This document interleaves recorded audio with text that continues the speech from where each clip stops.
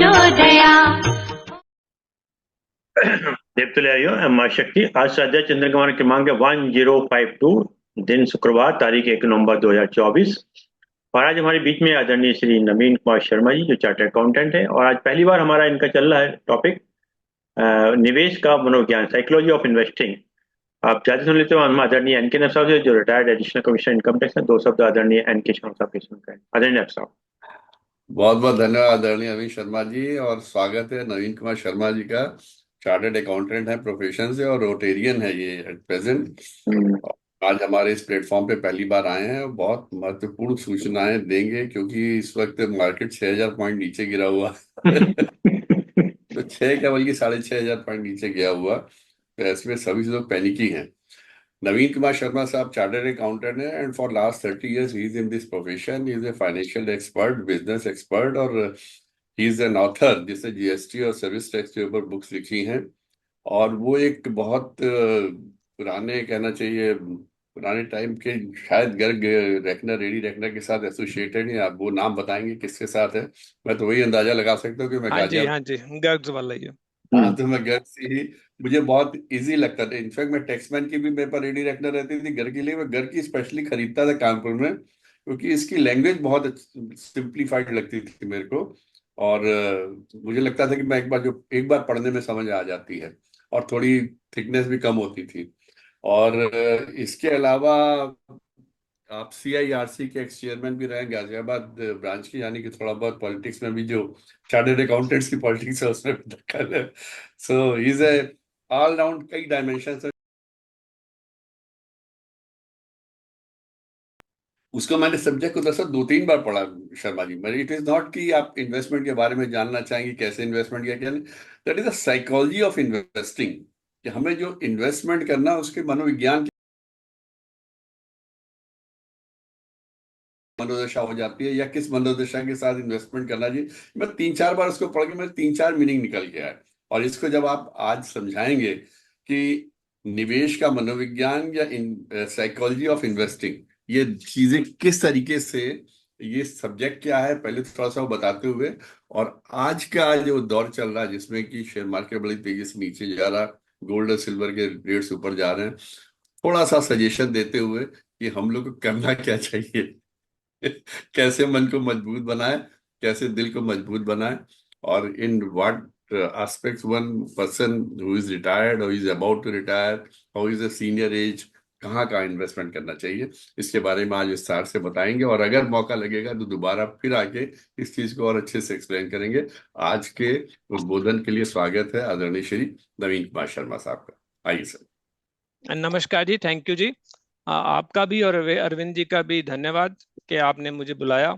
और आज मैं किसी पर्टिकुलर इन्वेस्टमेंट के बारे में बात नहीं करना चाहता, लेकिन साइकोलॉजी ऑफ इन्वेस्टमेंट के बारे में ही बात करना चाहता हूँ।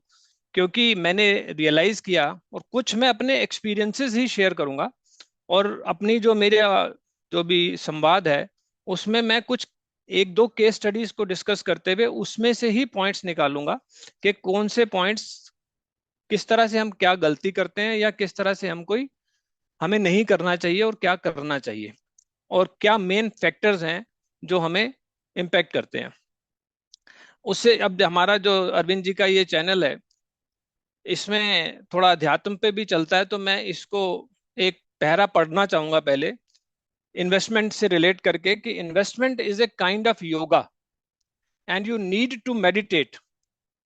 Meditate means with patience, focus on your investments without any greed, and continue to try to focus. You will learn new ideas, and you will have encounter with the mountains of knowledge. And one day when you will evolve, you will have a mountain of wealth alongside, and you will be surprise के आपके पास mountain of wealth भी है और mountain of knowledge भी है। तो मेरा ये मानना है कि इन्वेस्टमेंट्स जो हैं उसका ज्ञान इतना इंपॉर्टेंट नहीं है कि आप कौन से शेयर में इन्वेस्ट करें या किस वेन्यू में इन्वेस्टमेंट करें। रियल एस्टेट में जाएं, कहाँ जाएं? रियल एस्टेट में जाएं तो बॉम्बे में इन्वेस्टमेंट करें, या दिल्ली में इन्वेस्टमेंट करें, या किसी एग्रीकल्चर लैंड में इन्वेस्टमेंट करें। उससे ज्यादा आपके पर्सनल जो ट्रेड्स हैं, जो पर्सनल क्वालिटीज हैं, वो ज्यादा इंपॉर्टेंट होती हैं, और किस मौके पे, किस इवेंट समय में आप किस तरह से बिहेव करते हैं।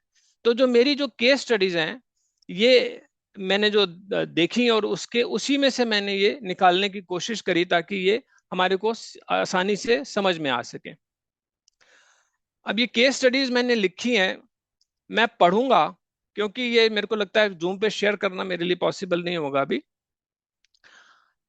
और मैं आपसे एक रिक्वेस्ट करूंगा कि आप इनको, इसमें मैं कुछ मेन मेन पॉइंट्स को एड्रेस करूंगा, अगर आप लिख पाए, क्योंकि उस सीक्वेंस को फिर बाद में डिस्कस करेंगे, और नहीं तो कोई बात नहीं, मैं ही सीक्वेंस को उसको बाद में डिस्कस करूंगा।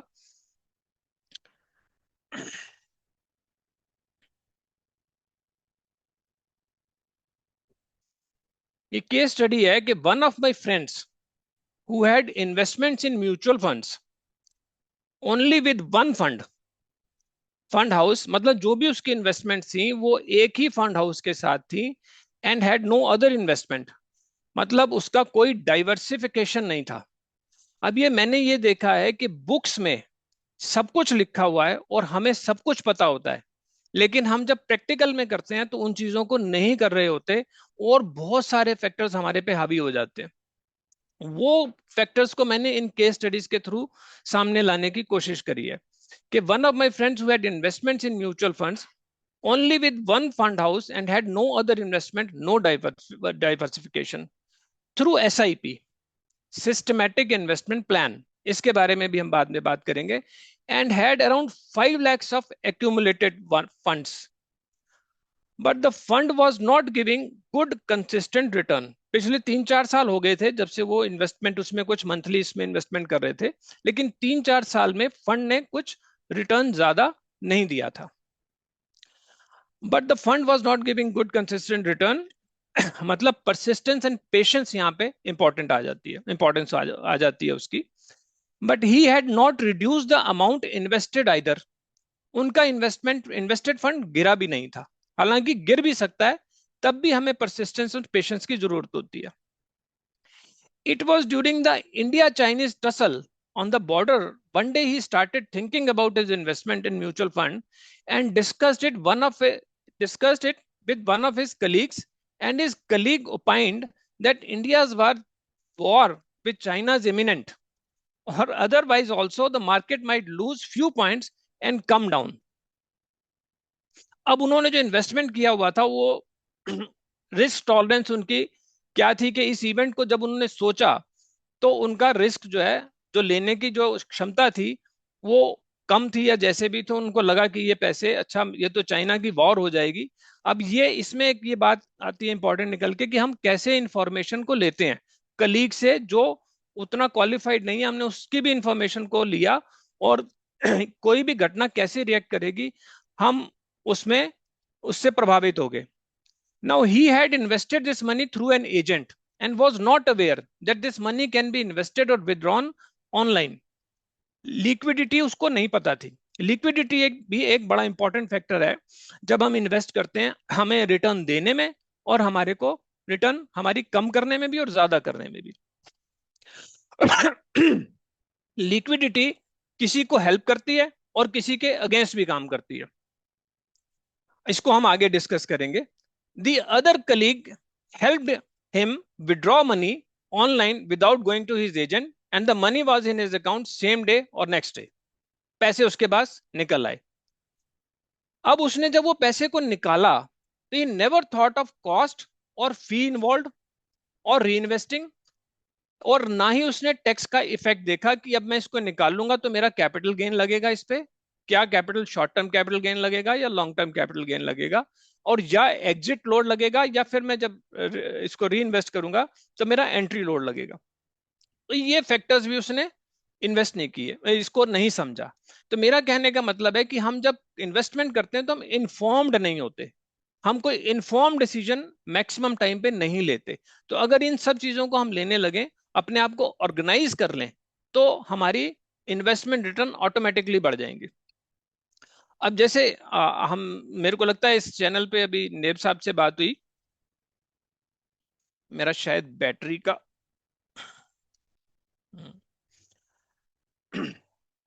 नवीन जी, आपके बैक तो में लाइट जल रही है तो बंद कर देना, फोटो साफ आएगा। अगर बैक में लाइट जल रही हो तो आपके फ्रंट अच्छा, लाइट एक रखिएगा मिनट। तो ज्यादा अच्छा आएगा ना। हम्म, एक मिनट जी, तुम दे रहा हूँ। हम्म। बैक में अगर लाइट जल रही हो आपकी।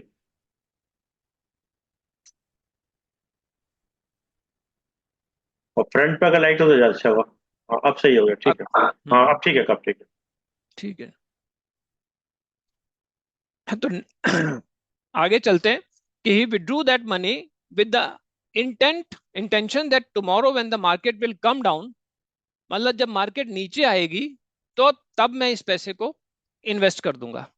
अब ये भी जो डिसीजंस हमें लेने, इन्फॉर्म डिसीजन लेने, इस पे मैं एक आपको एक किस्सा सुनाता हूं कि जब ये कोविड आया तो मेरे एक मित्र हैं, उनका काम ही शेयर को, वो पूरा दिन बैठ के शेयर्स को इवेलुएट करते हैं। हर शेयर वो अपने उस पे रखते हैं, रडार पे रखते हैं, और काफी शेयर्स को अपना एनालाइज करते रहते हैं, और लॉन्ग टर्म में ही इन्वेस्ट करते हैं, शॉर्ट टर्म में ट्रेडिंग नहीं करते। तो उनसे बात हुई जब वो मार्केट कोविड में नीचे गिरा। कोविड के टाइम मार्केट काफी स्टेबल रहा था, लेकिन एक बार ही नीचे गिरा था। तो जब मैंने उनसे पूछा कि आपने क्या किया इस मार्केट में, तो उन्होंने कहा भैया मैंने 3 महीने का राशन छोड़ के, पैसों का मतलब राशन छोड़ के पैसे बाकी सारे इन्वेस्ट कर दिए शेयर मार्केट में, और उनको काफी अच्छा रिटर्न रहा। लेकिन ये उनके लिए वो एक इन्फॉर्म्ड डिसीजन ले रहे थे, और वो उसको रिस्क को बियर कर सकते थे। अगर कल को मार्केट और नीचे चली जाती तो वो उसका टाइम स्पैन, उनके पास इतना पैसा था कि वो उसको टाइम लंबा भी चलता, अगर मार्केट रिकवर करने में टाइम भी लगाती तो वो बियर कर सकते थे। तो लेकिन उनको अच्छा रिटर्न आया। तो हम सब ऐसा नहीं सोच सकते, हमें ये सब फैक्टर्स को एनालाइज करने की जरूरत पड़ती है। इसी पे मैं एक और पर्सन है जो टोटली म्यूचुअल फंड में इन्वेस्टेड रहते हैं, उनकी बात अगर मैं करूं, वो अपने सेविंग अकाउंट में कोई भी पैसा नहीं रखते, और इक्विटी में ही इन्वेस्टेड रहते हैं, डेट में भी इन्वेस्टेड नहीं रहते। लेकिन उनको ये पता है कि मार्केट नीचे गई तो ऊपर भी आएगी। उनको कल उस पैसे, मतलब उन्होंने इतना पैसा इन्वेस्ट किया हुआ है कि उनको उस पैसे के घर चलाने के लिए उनको पता है कि मेरे पास ये पैसे हैं। उन्होंने अपना फ्यूचर प्लान बनाया हुआ है, या उनका उस एज ग्रुप में है कि अब उनके बच्चे भी बड़े हो गए, तो उनको पता है कि मुझे पैसे कहाँ कैसे कब चाहिए, तो उसके अकॉर्डिंगली उनके पैसे म्यूचुअल फंड्स में इन्वेस्टेड है।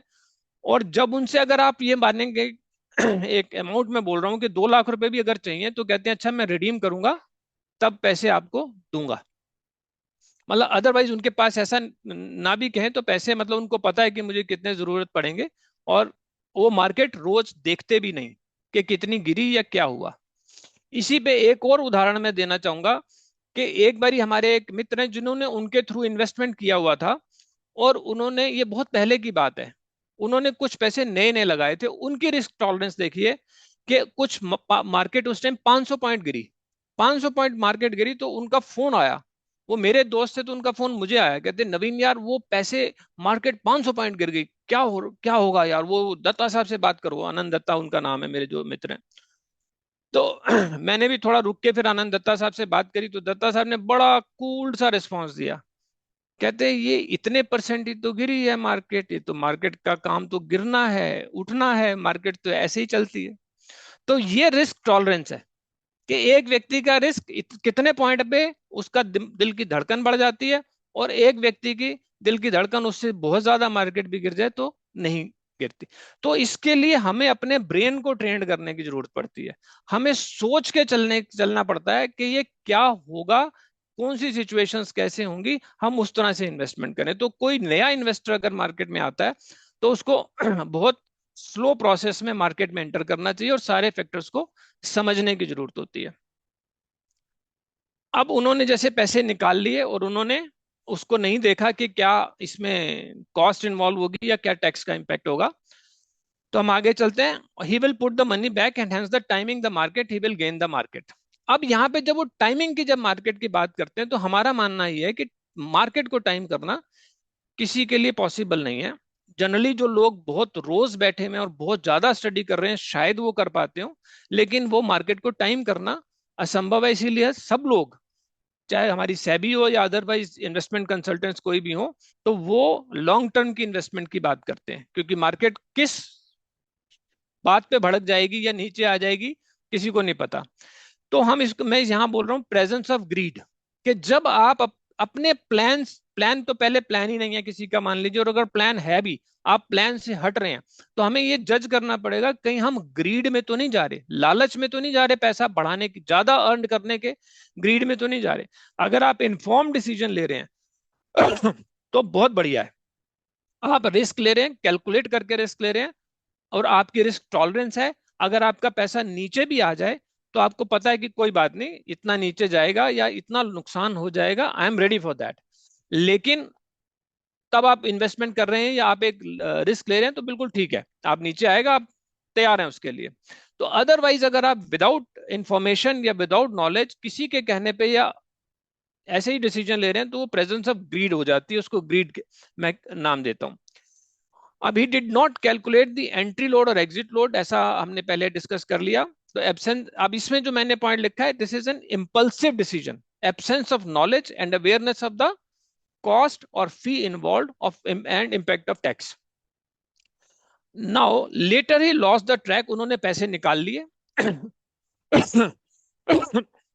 ये मैं बिल्कुल एक एक अलग तरह के इन्वेस्टर की बात कर रहा हूं, कि later he lost the track and money got expended somewhere and he lost the path of investing. जो उनका वेल्थ क्रिएशन का पाथ था वो पूरा का पूरा ही उन्होंने खो दिया, और उस पैसे को भी कहीं इधर उधर इन्वेस्ट कर दिया। इसका मतलब उनके पास लैक ऑफ सेल्फ डिसिप्लिन भी था।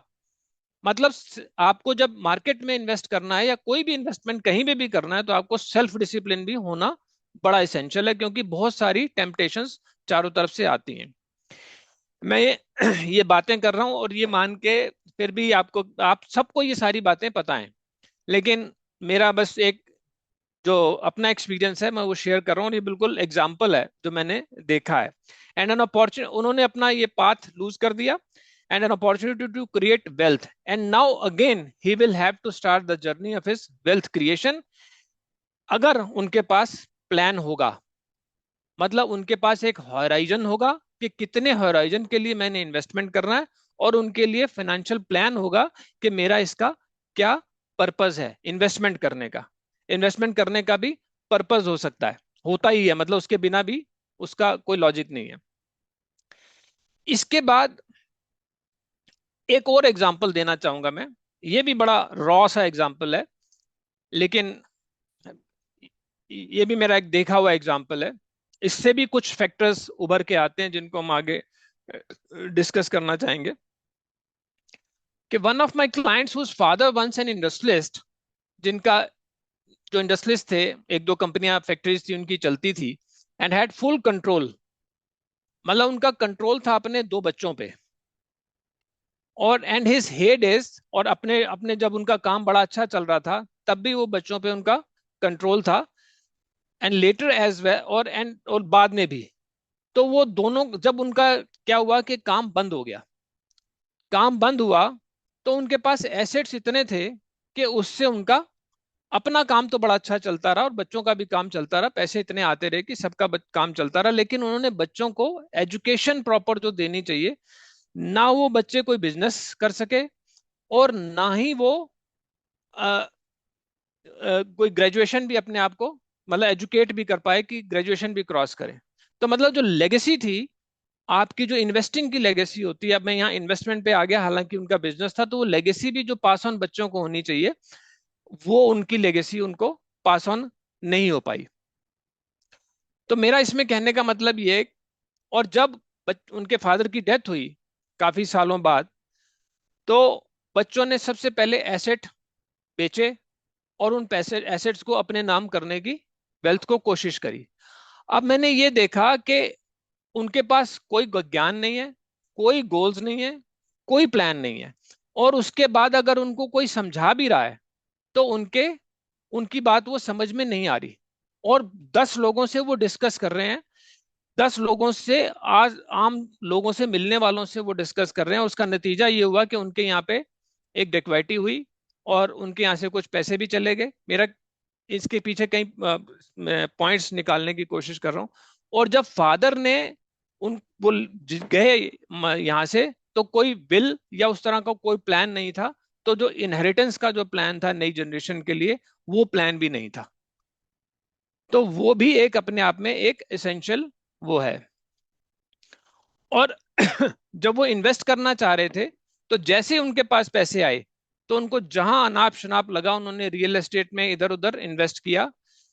तो यहां पे मैं बताना चाहूंगा एब्सेंस ऑफ प्रोफेशनल गाइडेंस, कि अगर आपको लगता है कि आप इन्वेस्ट करना चाहते हैं, तो आपको एक प्रोफेशनल गाइडेंस लेने में हर्जा नहीं करना चाहिए।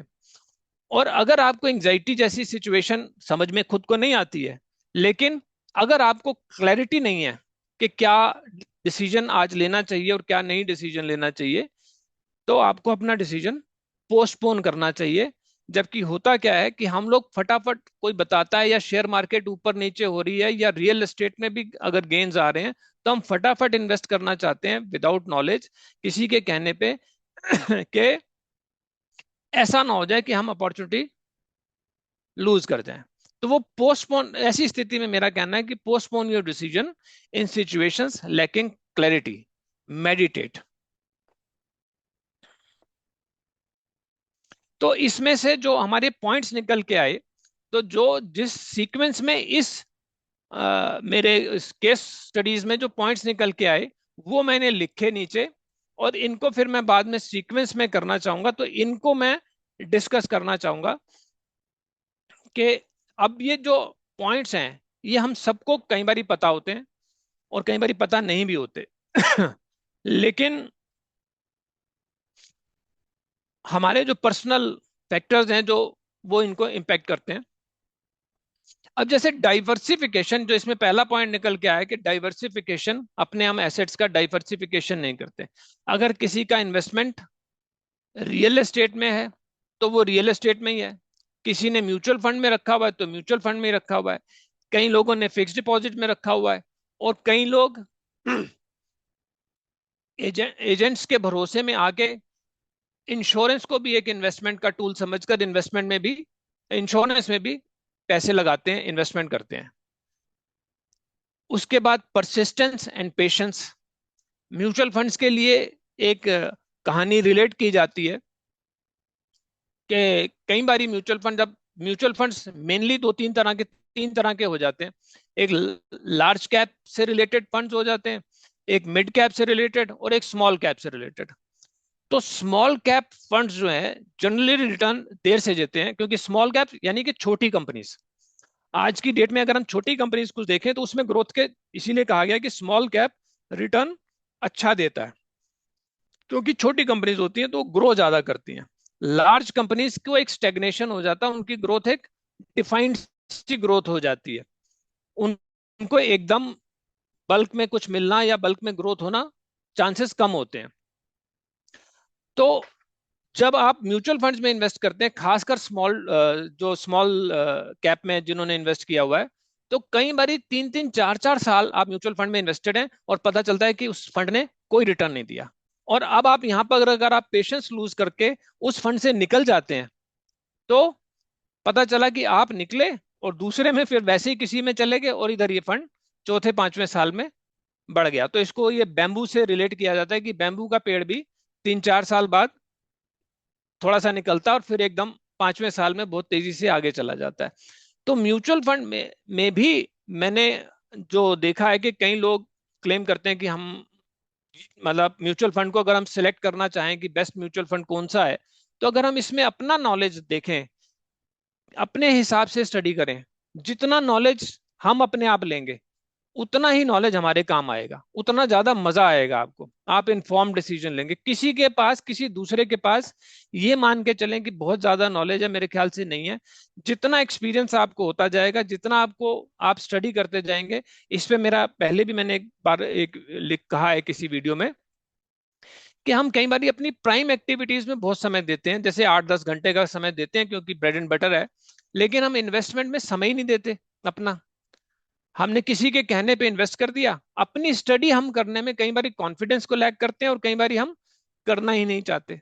हमें लगता है कि कोई बताएगा, हम इन्वेस्ट कर देंगे और आगे बढ़ जाएंगे। या म्यूचुअल फंड में जब हम इन्वेस्टमेंट करना चाहते हैं, तो एजेंट से ही पूछते हैं, भाई आप बताओ कौन से म्यूचुअल फंड में करें। तो बहुत सारे क्यों जो है हम उससे नहीं पूछते, भाई क्यों करना चाहिए इस म्यूचुअल फंड में, या मेरे को मेरा होराइजन क्या है। अब मेरे से एक मेरे दोस्त हैं ना, दोस्त रिलेटिव हैं, उन्होंने कहा नवीन यार मेरे को ना म्यूचुअल फंड में इन्वेस्टमेंट करना है।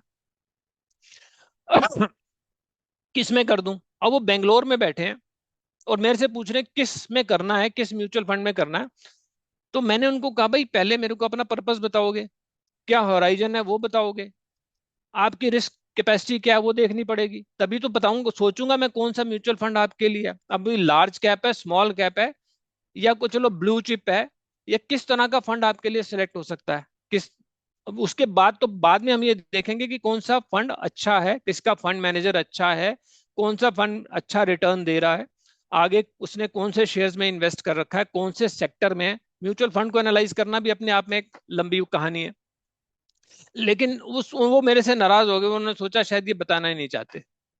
तो आपको ये सारी समझने की जरूरत पड़ती है। अब परसिस्टेंस एंड पेशेंस के बाद जो हमने देखा कि रिस्क टॉलरेंस, कि हमें अपनी रिस्क टॉलरेंस को समझना पड़ेगा कि हम रिस्क कितना ले सकते हैं। जैसे मैंने अभी कहा कि हमारे पास एक एज में, मान लो 60 की एज में फंड्स हैं, और अब मैं, हम पहले एक थंब रूल था कि जैसे जैसे आपकी एज बढ़ेगी तो आप इक्विटी में इन्वेस्ट करना कम कर दें या इन्वेस्टमेंट से बाहर हो जाएं। लेकिन अब अगर हम रीसेंट 2 3 4 साल में या 5 साल में देखें तो हमारी एजुकेशन इतनी बढ़ गई है लोगों की कि सबको ये पता है कि मार्केट नीचे जा रही है तो ऊपर भी आएगी, और ऊपर भी मतलब लॉन्ग टर्म में रेगुलरली ऊपर की तरफ ही जाती है। लेकिन उसके बाद भी हम आ, जैसे ही मार्केट नीचे जाती है हमारे दिलों की धड़कनें सबकी बढ़ जाती हैं। फिर उसके बाद है लिक्विडिटी। अब लिक्विडिटी इस पे, जैसे रियल एस्टेट और शेयर मार्केट में, मेरे कुछ इन्वेस्टर फ्रेंड्स हैं जिनको शेयर मार्केट बड़ी अच्छी लगती है, क्योंकि और मुझे भी अच्छी लगती है कि अगर हम मार्केट में पैसा लगाते हैं तो मार्केट से कब निकलना है ये हमारे हाथ में है। लेकिन अगर आपने रियल एस्टेट में पैसा लगा दिया तो बहुत सारे लॉज रेगुलेशंस हैं, चाहे अब रेरा आ गया उसके बाद भी। दूसरी बात यह कि जब आप बेचने जाओ तो बिल्डर का रेट कुछ हो रहा है और आपका रेट कुछ हो रहा है, और शायद आप बेचने जाओ तो शायद आपको कोई बायर भी ना मिले, और अगर बायर मिलता भी है तो बहुत ज्यादा डिस्काउंटेड रेट पे मिलता है। जरूरी नहीं ऐसा हो, कई बार ऐसा भी हो सकता है कि आपकी प्रॉपर्टी बड़ी डिमांडिंग है और आप बेचना नहीं चाह रहे हो, तब भी बड़ी अच्छा रेट मिल रहा हो, और या बेचें तो आपको रेट अच्छा भी मिल जाए। लेकिन मैं कहीं किसी को सुन रहा था तो वो कहते भी रियल एस्टेट जो है वो आता आपकी मर्जी से है, जाता अपनी मर्जी से है।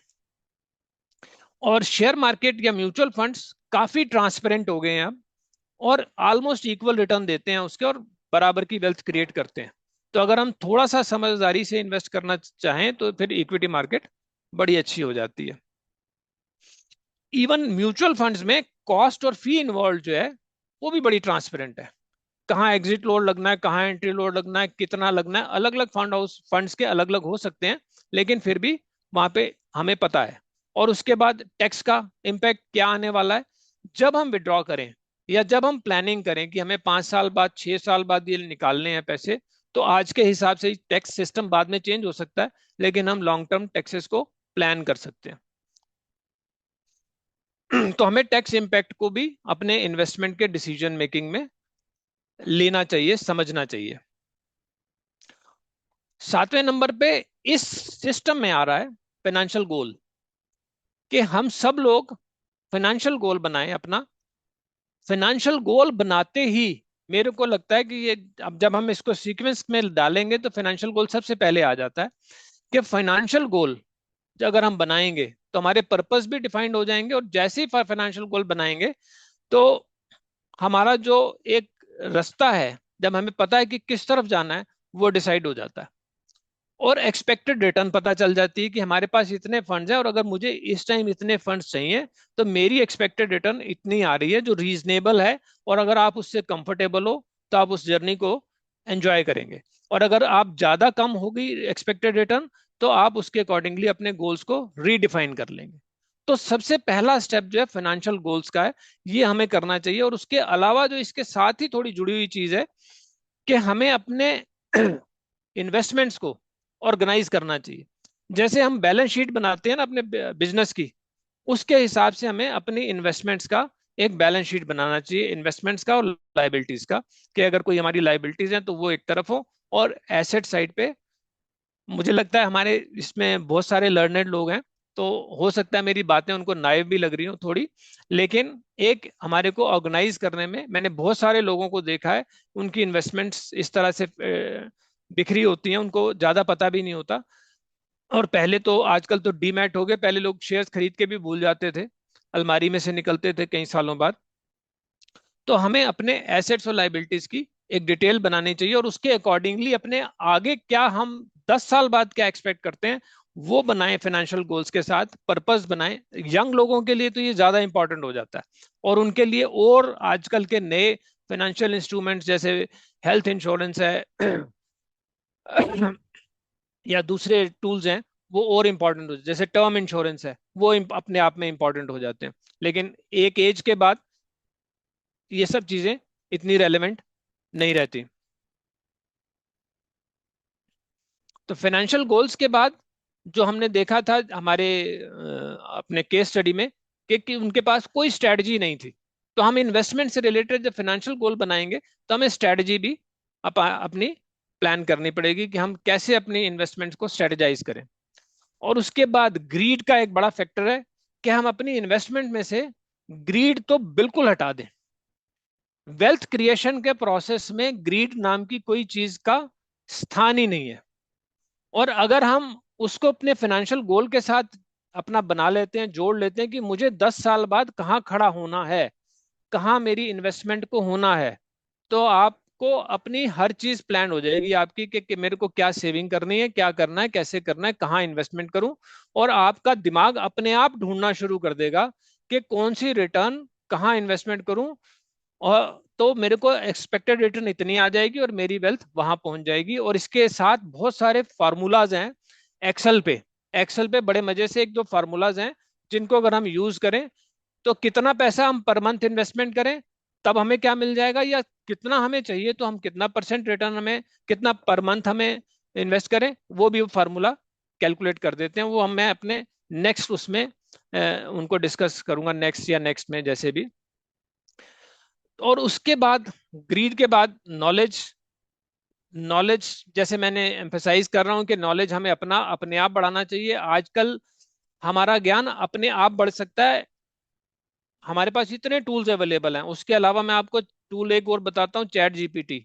आप उसमें डालते जाओ, क्वेश्चन के ऊपर क्वेश्चन पूछते जाओ, आपको एक ऐसा बंदा मिल जाएगा जो आपको एक के बाद एक उस क्वेश्चन में से जो क्वेश्चन निकलेंगे उसके जवाब भी बड़े अच्छे देता जाएगा। और आपको एक बड़ी अच्छी किताब बन जाएगी, बनाना चाहो आप तो, और नहीं तो आप अपना ज्ञान उसमें से जितना बढ़ाना चाहो आप बढ़ा सकते हो। और उसके अलावा जो बुक्स आप ढूंढो तो वो भी आप ढूंढ सकते हो। उसके बाद सेल्फ डिसिप्लिन बड़ा जरूरी है। और फिर एक लेगेसी है। अब लेगेसी में अगर हम ये देखें कि अगर हम ये सोचें कि जो हमारा स्टाइल ऑफ लिविंग है या जो फंक्शनिंग है, वो अगर हम अपने बच्चों को देना चाहते हैं, तो वो अगर हमारी वेल्थ में रिफ्लेक्ट करता है, तो वो ऑटोमेटिकली हमारी लेगेसी जो है बच्चों को चली जाएगी। हम कितनी पेशेंस से, कितने नॉलेज से अगर हम इन्वेस्ट करते हैं, हमारी पर्सनैलिटी उसी तरह की बनती है, और वही पर्सनैलिटी हमारे आगे लेगेसी जो है डेवलप होती है। अब अगर हम प्रॉपर्टी रियल एस्टेट की बात करें, तो रियल एस्टेट अगर हम इनहेरिट करेंगे तो ऐसी भी रियल एस्टेट होगी, किस तरह से उसने कमाई है इसी पर डिपेंड करेगा कि उसके वो बच्चों को क्या लेगेसी देके जा रहा है, या किस तरह की वेल्थ आगे इनहेरिट हो रही है। उसके बाद इनहेरिटेंस की बात करी थी, जैसे मैंने विल की बात करी थी, तो इनहेरिटेंस अपने आप में इंपॉर्टेंट है, कि हम इस बात को प्लान करके चलें कि हम अपनी वेल्थ को कैसे इनहेरिट करेंगे। तो जब हम अपनी वेल्थ को, एसेट्स एंड लायबिलिटीज को प्रॉपरली ऑर्गेनाइज कर लेंगे, तो ये एक फैक्ट है। और मैंने देखा है मोस्ट ऑफ द लोग, हमारे लोग, हम लोग इसको प्लान नहीं करते, और ना ही ये सोच के चलते हैं कि कल भी कुछ हो सकता है या आज भी कुछ हो सकता है। ये दोनों चीजें सोच के चलनी चाहिए और प्लान करना चाहिए। और जैसे ही आप अपनी वेल्थ को ऑर्गेनाइज करेंगे, अपने एसेट्स एंड लायबिलिटीज की डिटेल बनाएंगे और फाइनेंशियल गोल बनाएंगे, तो आप ये देखेंगे कि आपका दिमाग इस तरफ भी चलना शुरू हो जाएगा, आपको समझ आना शुरू हो जाएगा कि अच्छा इसमें से क्या बच्चों को जाना चाहिए, क्या कैसे जाना चाहिए, और किस तरह से दिया जा सकता है, और कुछ चीजें ऐसी होती हैं जो डिस्ट्रीब्यूट करना बड़ा मुश्किल हो जाता है। जैसे मेरे पास एक बारी एक आए जिनको मैं जानता था, उनके बच्चे आए, बच्चा उनका भी एक बच्चा आया। उनकी कंपनी उन्होंने कोई बनाई हुई थी जिसमें उन्होंने एक प्रॉपर्टी ले रखी थी जो रेंट पे चढ़ी हुई थी, और उस में दोनों बेटों का शेयर 50-50% था। अब वो दोनों 50-50% में कोई ओनर नहीं था। दोनों उसकी कंप्लायंसेस नहीं करना चाहते थे, कंप्लायंसेस की कॉस्ट नहीं करना चाहते थे, लेकिन उसका कोई इनकम टैक्स की डिमांड आ गई, वो नहीं देना चाहते थे। वो कौन दे? आपस में उनके टॉकिंग टर्म्स नहीं थे। तो जब हम प्लान करें तो ये सब चीजें भी हम अपने आप समझना शुरू कर देंगे कि हमें ये सब चीजें प्लान करनी है, लेकिन ये सब चीजें एक्सपीरियंस की भी होती हैं। और उसके बाद बीच में जब हम केस स्टडी कर रहे थे तो ये प्रोफेशनल गाइडेंस की भी बात हमने करी थी कि प्रोफेशनल गाइडेंस हम ले सकते हैं, क्योंकि प्रोफेशनल गाइडेंस जो प्रोफेशनल होता है वो उसी तरह के केसेस, डिफरेंट एक्सपीरियंसेस उसको होते हैं, डिफरेंट लोगों को वो हैंडल करता है, तो उसके पास सामने आई होती है, कई सालों का एक्सपीरियंस होता है उसी फील्ड से रिलेटेड, तो वो उसको ले सकता है। और जब भी हम डिसीजन मेकिंग करें तो वो क्लैरिटी से होना चाहिए। हमारे सदगुरु जग्गी वासुदेव का बड़ा वो है कि क्लैरिटी, जैसे पहले कहा जाता था भी कॉन्फिडेंस होना चाहिए, तो मैंने जग्गी वासुदेव को सुना तो वो कहते भी क्लैरिटी होनी बड़ी जरूरी है कि मुझे चाहिए क्या, पहुंचना कहाँ है, और क्या करना है। अकॉर्डिंगली मैं इन्फॉर्म डिसीजन ले रहा हूँ और बड़े शांत मन से ले रहा हूँ, कि मेरा मन बिल्कुल शांत है, मैं सोच समझ के डिसीजन ले रहा हूँ। तो वो डिसीजन मेकिंग जो है वो क्लैरिटी से होनी चाहिए। इसका बस एक मैं एक थोड़ा सा सीक्वेंस में पढ़ देता हूँ कि सबसे पहले क्या होना चाहिए। तो सबसे पहले फाइनेंशियल गोल होना चाहिए। हमें सबसे पहले अपना फाइनेंशियल गोल बनाना चाहिए, ये मानते हुए कि मेरे पास 30-40 ईयर्स के लोग भी या 25 ईयर्स के भी लोग हैं। हालांकि आज की डेट में अगर कोई ठीक ठाक भी नहीं कमा रहा, लोअर मिडिल क्लास भी है, मान के चले 20-25 हजार 50 हजार रुपये महीना भी कमा रहा है, या इतने लेवल पे भी कई सालों से कमा रहा है, तो वो लाइफ में उसको रिटायरमेंट की भी प्रॉब्लम नहीं आने वाली है। उसके बच्चे उसको पूछेंगे या नहीं पूछेंगे, क्योंकि आज की डेट में फाइनेंशियल टूल्स बड़े हैं।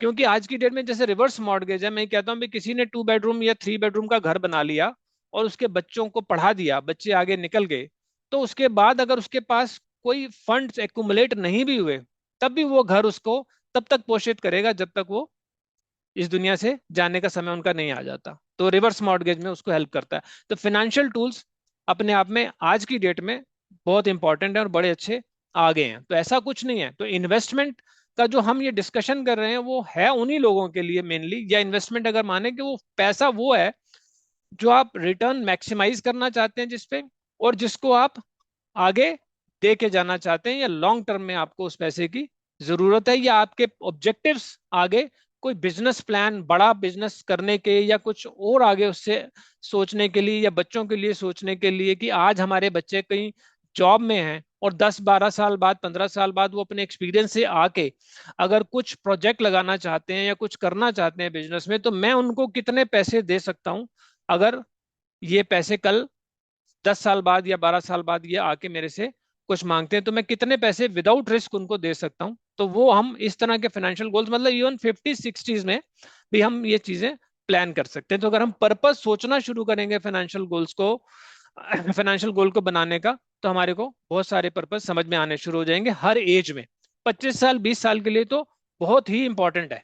अगर 20 साल 25 साल का बच्चा, मेरा मानना है कि उसको प्लान कर ले, तो जैसे उसके लिए टर्म इंश्योरेंस बड़ा जरूरी है। अब इंश्योरेंस पे भी लोग जो है, एजेंट जो है, 40-42 साल के बंदे को, या 45 साल के बंदे को, या 50 साल के बंदे को, जिसके पास ऑलरेडी इतनी वेल्थ है कि उसको 1 करोड़, मान लीजिए उसको 1 करोड़ की इंश्योरेंस बेच गया, अब उसके पास 10 करोड़ की वेल्थ है, वो 1 करोड़ मर के उसको 1 करोड़ मिल भी जाएगा, तो या पीछे बच्चों को मिल जाएगा, जिनको जरूरत ही नहीं है उसको 10 करोड़ तो मिलेंगे ना भाई। तो काहे को एक्स्ट्रा प्रीमियम देना, और वो भी उस इन्वेस्टमेंट में डाल देना जहां 5-6% की रिटर्न आनी है, वो भी पता नहीं कब आनी है। तो इंश्योरेंस भी अपने आप में एक बड़ा जगलरी है जिसको समझने की जरूरत है। तो हमारा फाइनेंशियल गोल के बाद आता है प्रोफेशनल गाइडेंस के consulting with experts can help align your goals with appropriate strategies, कि आप अपनी अप्रोप्रिएट स्ट्रेटजीज बना के आप अपने फाइनेंशियल गोल को बना सकते हैं और चीजों को समझ सकते हैं। उसके बाद है नॉलेज। मेरा मानना यह है कि आपको कभी भी किसी पे भी ट्रस्ट नहीं करना चाहिए फाइनेंशियल के मामले में। अभी मैं किसी को सुन रहा था कि बनिया अपने बेटे को क्या सिखाता है, तो बनिया उसमें उसने पहली बात सिखाई कि बेटा, या ऊपर खड़े थे जैसे, तो उन्होंने कहा भाई कूद जा, तो वो बेटा कूदा। तो वो पहले बेटे ने कहा कि नहीं मैं कूदता नहीं हूं, मैं गिर जाऊंगा। तो उन्होंने कहा नहीं नहीं, मैं तेरा फादर हूं, मैं तेरे को गिरने थोड़ी ना दूंगा। तो वो जैसे ही कूदा तो फादर पीछे हट गए, वो गिरा नीचे और उसको चोट लगी और रोने लगा। या जैसे कहता आप तो मेरे को कह रहे थे मैं गिरने नहीं दूंगा। तो कहता भी नहीं, जब आप रिस्क लेने जा रहे हैं तो सबसे पहले आप रिस्क लेने जा रहे हैं तो अपने दिमाग पे भरोसा करो, अपने दिमाग पे भरोसा करो। तो सिमिलरली इन्वेस्टमेंट में है कि आप जब इन्वेस्टमेंट करने जा रहे हैं, पैसा आप उठा के किसी कंपनी को देने जा रहे हैं या किसी जगह लगाने जा रहे हैं, आपके हाथ से पैसा निकल रहा है, तो आपको ये देखना पड़ेगा कि ये पैसा मेरे पास वापस कैसे आएगा, या इस पे रिटर्न क्या आ रही है, एजेंट को क्या मिल रहा है। कई बार एजेंट वो प्रोडक्ट बेच रहा होता है जिसमें उसको कमीशन ज्यादा मिलने वाला है, तो वो ना करते हुए भी, क्योंकि वो भी पैसा कमाने आया और उसको भी ये समझ नहीं होती कि ये प्रोडक्ट आपके लायक है भी या नहीं, उसने तो अपना प्रोडक्ट बेचना है, उसके पीछे अलग प्रेशर्स हैं और उस प्रेशर में उसने वो आपको वो प्रोडक्ट बेचना है। तो हमें खुद इवेल्युएट करना पड़ेगा कि ये प्रोडक्ट मेरे लिए है या नहीं। मेरे एक मित्र हैं जिनको मैं बहुत पहले देखता था, आज से 30 साल पहले की बात बता रहा हूँ, कि 30 साल पहले उनके पास इंश्योरेंस एजेंट आता था, तो वो उसको केबिन में बिठा लेते थे और उससे आधा आधा घंटा, एक एक घंटा, दो दो घंटा डिस्कस करते थे। लेकिन उन्होंने आज तब तब भी और आज तक एक भी इंश्योरेंस पॉलिसी नहीं खरीदी कभी भी, क्योंकि उनके पास वेल्थ ठीक ठाक थी। तो उनको था कि मेरे को वेल्थ इंश्योरेंस की, किसी भी इंश्योरेंस की जरूरत नहीं है। लेकिन वो डिस्कस इसलिए करते थे कि उनको नॉलेज बढ़ता था उससे, उनको समझ आती थी कि इसको मैं कंपेयर करूं किसी दूसरे से तो क्या फायदा होगा या क्या मेरे को नुकसान होने जा रहा है, या क्या इसमें भी कोई इन्वेस्टमेंट की अपॉर्चुनिटी है। हम बिल्कुल ही किसी चीज को, मैं इंश्योरेंस के अगेंस्ट बोल रहा हूं इस समय, तो बिल्कुल ही मेरे कहने पे ये नहीं मान लेना चाहिए। ये भी पूर्व ग्रह जो आ जाते हैं, ये भी हमारे उसमें वो कई बारी प्रॉब्लम करते हैं। जैसे हम इन्वेस्टमेंट करने जाएं तो हमारे जो पास्ट का एक्सपीरियंस है कई बारी हेल्प करता है और कई बारी हमारे को नुकसान पहुंचाता है। इस पे एक मैं पुरानी बात अगर परमिट करें तो मैं सुना देता हूँ कि एक बारी क्रिकेट खेल रहे थे हम, अरविंद जी। तो क्या हुआ कि थर्ड मैन पे मैं खड़ा था और थर्ड मैन पे कैच जो है मेरे पास बिल्कुल सीधे आ रही थी। लेकिन उससे पहले बचपन में मैंने एक क्रिकेट मैच में देखा था, या खेल रहे थे हम देखते हुए, तो बॉल ऊपर गई और बड़ी ऊपर गई और लड़के ने जब कैच पकड़ने लगा, और लड़का बड़ा अच्छा था, बड़ा क्रिकेट खेलने में बड़ा अच्छा था, तो उसने, ये ओवर कॉन्फिडेंस भी हमारी इन्वेस्टमेंट में बड़ा इंपॉर्टेंट रोल प्ले करता है। तो हमें ओवर कॉन्फिडेंट होके भी इन्वेस्टमेंट नहीं करनी चाहिए या इन्वेस्टमेंट डिसीजंस नहीं लेने चाहिए, नहीं ऐसा तो हो ही जाएगा। तो बहुत कैलकुलेटिव डिसीजन लेने चाहिए। तो वो उसने कैच जब पकड़ी, वो अपनी जगह पे ऐसे ही खड़ा रहा, तो खड़ा रहा तो बॉल उसी के पास आ रही थी, आई, वो गिर गई, कैच छोड़ गई उससे, उसने कैच छोड़ दी, है बड़ी बात थी। तो जब हम बाद में एनालाइज कर रहे थे तो मेरा बड़े भाई कहते हैं वो अपनी जगह पे ही खड़ा रहा, इसलिए उसने कैच छोड़ दी। अब ये बात मेरे दिमाग में रह गई, और उसके बाद जब मैं वहां थर्ड मैन पे मेरे पास कैच आ रही थी तो मुझे वो घटना याद आ गई और मैं थोड़ा सा आगे हो गया, और मैं थोड़ा आगे हो गया और मेरे ऊपर से वो कैच निकल गई। तो जो डिसीजन जो भी मैंने बोला, जो बनिए ने अपने बेटे को सिखाया, और या मतलब जो आपका डिसीजन होना चाहिए, वो आपके उस टाइम की स्थिति पे आपका अपना दिमाग अप्लाई करके वो लेना चाहिए। तो ये तो ज्ञान की बात थी। इसके बाद रिस्क टॉलरेंस, तो assessing your comfort with risk helps in selecting suitable investment. ये चौथे नंबर पे रिस्क आता है। पहला फाइनेंशियल गोल्स, दूसरा प्रोफेशनल गाइडेंस अगर आपको चाहिए, तीसरा है नॉलेज आपके पास होना चाहिए, चौथा है रिस्क टॉलरेंस। और रिस्क टॉलरेंस के बाद आपको अकॉर्डिंगली अपने रिस्क टॉलरेंस के हिसाब से स्ट्रेटजी बनानी चाहिए, और स्ट्रेटजी बनाने के बाद आपको कॉस्ट और फी देखनी चाहिए और टैक्स का इम्पैक्ट देखना चाहिए। उसके बाद आपका जो डिसीजन होगा वो क्लैरिटी से होगा, आपको पता होगा आप क्या करने जा रहे हैं, क्योंकि आपने फाइनेंशियल गोल बनाया हुआ है, और आपका डिसीजन लॉजिकल होगा, हर चीज को समझते बूझते होगा। और उसके बाद आती है, जब आप डिसीजन लेने जा रहे हैं तो डाइवर्सिफिकेशन का ध्यान रखना है कि spreading investment across assets to manage risk with this strategy. और उसके बाद है लिक्विडिटी, कि आपको लिक्विडिटी का ध्यान रखना है कि अब आपको किस एसेट में पैसे डालने हैं, क्योंकि आपने जब रिस्क देख लिया, आपने अपनी रिटर्न को समझ लिया, तो अब आपको ये देखना चाहिए कि लिक्विडिटी, मेरे को पैसे कब चाहिए, तो मैं ऐसे फंड्स में ना डाल दूं या ऐसी जगह ना डाल दूं जहां से पैसे निकालने मेरे लिए मुश्किल हो जाए, या पैसे भले ही बाद में आ जाएं, मेरे को रिटर्न अच्छी आनी चाहिए। ये लिक्विडिटी का हो गया। और सेल्फ डिसिप्लिन के किसी के कहने पे या किसी भी इवेंट के होने पे हमें एकदम घबराना नहीं चाहिए। जो हो रहा है वो होती रहेंगी, ऐसी बहुत सारी घटनाएं होती रहेंगी। मार्केट बहुत बहुत बहुत बार, कई बार गिरी है, ब्लैक स्वैन जैसी स्थितियां भी आई हैं, लेकिन उसके बाद मार्केट रिकवर करी है। अब इसी पे मैं पढ़ रहा था पीछे, तो जैसे लॉन्ग टर्म इन्वेस्टिंग में भी अगर हम स्टॉप लॉस लगा लें तो जरूरी नहीं है वो स्टॉप लॉस हेल्प करेगा। अभी स्ट्रेटजाइज जब आप करेंगे तो कई सारी चीजें एक्सपीरियंस करती हैं। जब हम ट्रेडिंग करते हैं तो जनरली हम ट्रेडिंग में स्टॉप लॉस लगा के करते हैं कि मार्केट पैसे शेयर अगर नीचे आ गया तो एक स्टेज पे हम निकल जाते हैं। लेकिन यही स्टॉप लॉस जब लॉन्ग टर्म इन्वेस्टिंग में आते हैं तो वहाँ एक डिफरेंट रोल प्ले करता है। वहाँ कई बारी अगर हमारा विश्वास शेयर में पूरा है और अगर हम रिस्क टेकिंग कैपेसिटी हमारी है, तो मार्केट अगर शेयर नीचे आ रहा है तो हम उसको बाई कर रहे होते हैं, अपनी एवरेज कम कर रहे होते हैं, क्योंकि हमें पता होता है कि ये शेयर नीचे आ रहा है लेकिन ये वापस ऊपर जाएगा तो आपको रिटर्न अच्छा देगा। तो इसके बाद परसिस्टेंस एंड पेशेंस की बात है, जो इसी मेरे एग्जांपल से भी आती है कि वो शेयर नीचे भी जा रहा है लेकिन हम उस शेयर में बने हुए हैं और हम उसमें इन्वेस्टेड तो हैं ही, लेकिन अगर हमारा फंड्स हमें परमिट कर रहे हैं तो हम उसको दोबारा भी और भी खरीद रहे हैं। अरविंद जी, बोर तो नहीं हो रहे? हेलो। जी हाँ जी हाँ, कोई दिक्कत नहीं, चलिए। उसके बाद ग्रीड, लेगेसी और इनहेरिटेंस की बात मैंने कर ली। तो ये जो है सीक्वेंस है, 15 पॉइंट्स मैंने निकाले थे। ये अगर हम, मेरे को लगता है कि ध्यान रखें तो हमारी साइकोलॉजी जो है या हमारा जो ब्रेन है वो एक प्रॉपर डिसीजन ले सकता है। लेकिन उसमें सबसे पहले हमें, जो मैंने कहा, फाइनेंशियल गोल बनाने चाहिए और एक एसेट्स एंड लाइबिलिटीज की डिटेल बनानी चाहिए। उसके बाद मुझे लगता है सारी चीजें अपने आप ही आ जाएंगी उसमें। तो मेरे ख्याल से आज के लिए इतना काफी है जी, अरविंद जी, ठीक है, बिल्कुल सही है। है ना? उसको फिर अब बाकी को सेकंड पार्ट में कर लेंगे ना। हाँ जी, हाँ जी। चलिए, सभी लोग अनम्यूट हैं, अगर किसी की कोई जिज्ञासा है तो आदरणीय नवीन कौर शर्मा साहब से पूछ सकते हैं, फिर बाद में दो सब हमारे इनका सब कहेंगे। नवीन जी, आपने बिल्कुल सही कहा, परंतु देखिएगा, एक बात तो बिल्कुल सही है निकल कर आई कि सारे अंडे एक ही बास्केट में ना रखें। हम्म। सारे अंडे एक ही बास्केट में ना रखें और डिफरेंट तरीके से डिफरेंट चीज को करें। और एक बात ये भी समझ में आई कि इन्वेस्टमेंट म्यूचुअल फंड में या शेयर्स में वही करें जहां की आपके पास कुछ सरप्लस में हो, ताकि अगर कोई चीज डाउन आ भी रही है तो आपके अंदर रिस्क लेने की क्षमता हो। होल्डिंग दूसरा, कैपेसिटी होनी चाहिए। हाँ हाँ, दूसरा आपने जो ये कहा कि इंश्योरेंस के अगेंस्ट में नहीं, इंश्योरेंस, देखिए क्या होता है कि इंश्योरेंस सेक्टर में जो आपने कहा टर्म इंश्योरेंस, क्योंकि अनसर्टेनिटी को सर्टेनिटी में डेवलप करने के लिए टर्म इंश्योरेंस ही काम करता है, मतलब हम्म।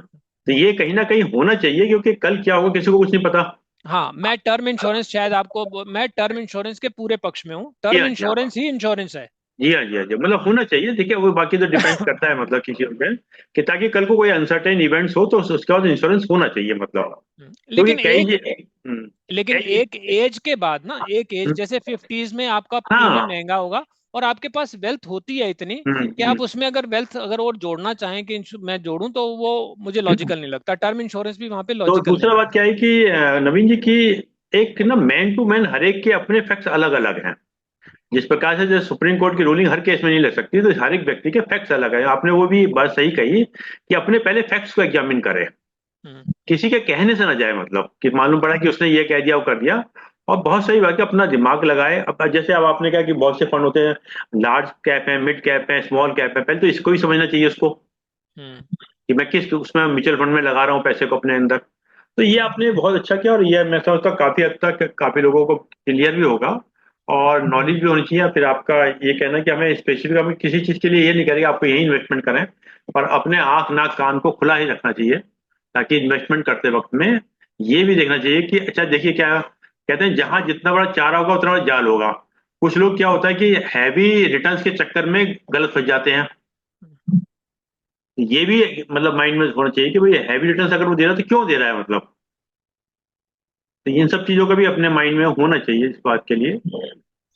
चलिए हमारे हम्म, हमारे एक मित्र हैं, हम्म, वो कहते हैं कि कई बार ऐसे फ्रॉड हुए कि किसी ने कहा जी 36% रिटर्न देंगे या 40% रिटर्न देंगे, और वो हम्म, पैसे लेके भाग गया। तो वो हम्म, कहते हैं भाई उसका कसूर कहाँ है? वो तो हम्म, पहले दिन से बता रहा था मैं भाग जाऊंगा। हम्म। जिन्होंने इन्वेस्ट किया उनको समझ नहीं आ रही थी कि वो क्या कहाँ से देगा रिटर्न, इतनी कैसे देगा। जहाँ जितना बड़ा चारा होगा उतना बड़ा जाल होगा हमेशा। बिल्कुल, हम्म। आपकी बिल्कुल ठीक बात। हाँ जी। कई बार आदमी चारे को देख लेता है, जाल को नहीं देखता। तो अगर अपने विवेक को अगर इस्तेमाल करेंगे तो काफी हद तक बचे रहेंगे मतलब। अच्छा देखिए, कोई चीज ना गलत है ना कोई चीज सही है, हर ये डिपेंड करता है कि किस व्यक्ति के लिए कौन सी चीज बेटर है। क्योंकि हम्म। कई जगह आप जैसे आपने इंश्योरेंस को कहा, इंश्योरेंस में कम से कम एक प्लस पॉइंट ये भी होता है कि वो फोर्स सेविंग होती है।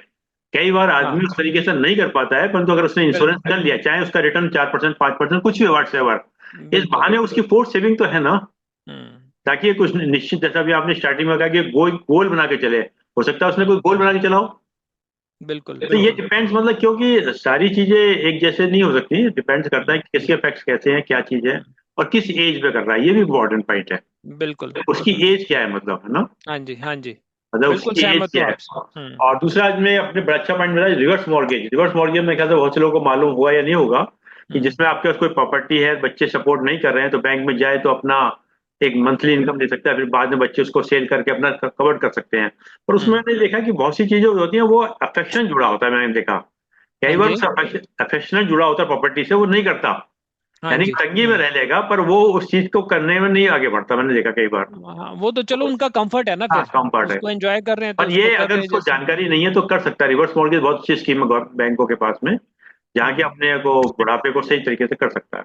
हम्म। चलिए साहब, और किसी की वो जिज्ञासा तो पूछ सकते हैं, हमारे नवीन कौशल साहब इसका पार्ट 2 बहुत जल्दी लेकर आएंगे ये। कुछ पूछ लूं? हाँ, पूछे हाँ पूछे। जी, नहीं पूछेंगे जी। पूछेंगे मतलब डिस्कस करेंगे। जैसे मैं। हाँ नहीं, जी। जैसे लॉन्ग टर्म शॉर्ट टर्म की बात होती है, लॉन्ग टर्म कितना लॉन्ग होना चाहिए? ये लॉन्ग टर्म ना कुछ समय लॉन्ग से, समय से थोड़ा लंबा हो गया है। पहले आज से अगर हम 10-15 साल पहले बात करें तो 3-4 साल को ही हम लॉन्ग टर्म मान लेते थे, लेकिन अब 5-6 साल को, 6+ को माने अब लॉन्ग टर्म। क्योंकि स्मॉल कैप फंड जो है वो 6 साल, 5-6 साल के बाद ही रिटर्न देते हैं अच्छी। अगर स्मॉल कैप में किया तो 6 साल का वेट कर लें, मिनिमम 6-7 साल, जब वो बढ़ ना जाए, अदरवाइज बैठे रहो। अदरवाइज अदरवाइज भी जो दूसरे फैक्टर्स अभी हम डिस्कस कर रहे थे ना, वो भी लॉन्ग टर्म 5-6 साल को ही मान के चले आप।